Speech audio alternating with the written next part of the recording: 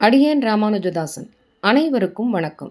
இன்னைக்கு ஆண்டாள் பாடிய 9ஆம் பாசுரம் தூமணி மாடம். இதில் ஆண்டாள் நம்ம போன்ற உலக மக்களை மாட மாளிகை பஞ்சு மெத்தை அப்படின்னு சொகுசான வாழ்க்கையில் சோம்பி திரியாமல் அந்த வைகுந்தநாதனோட பல பெயர்களை நாவார கூவி அவன் பெயரை சொல்லுங்க, அந்த வைகுந்தமே நிலையானது அப்படின்னு நமக்கு சொல்கிறா. எப்படி அதை நமக்கு அவ சொல்கிறான்னு இங்கே நம்ம பார்க்கலாமா? வாங்கும்.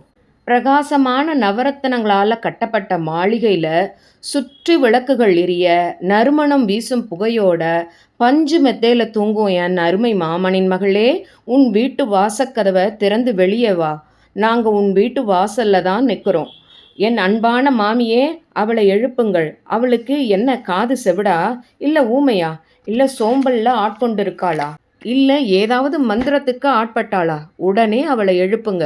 எங்களோடு இணைந்து மாயங்கள் செய்பவனான பிராட்டிய நெஞ்சில் கொண்டவன வைகுந்தத்திற்கு அதிபதியான அந்த நாராயணனோட திருநாமங்களை சொல்லலாம். சீக்கிரம் வா அப்படின்னு எழுப்புறா.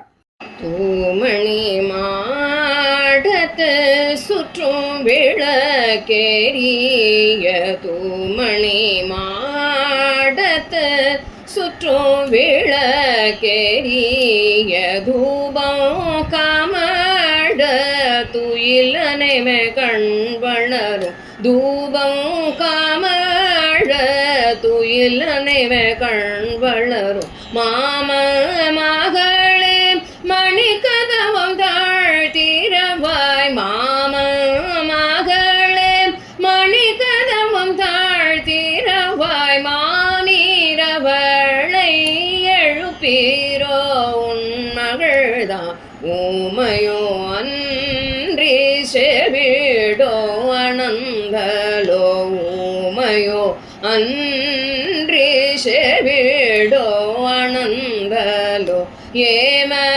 பெரும் துய மந்திர பட்டாளோ ஏம பெரும் துய மந்திர பட்டாளோ மாமாயன் மாதவ வைகுந்தா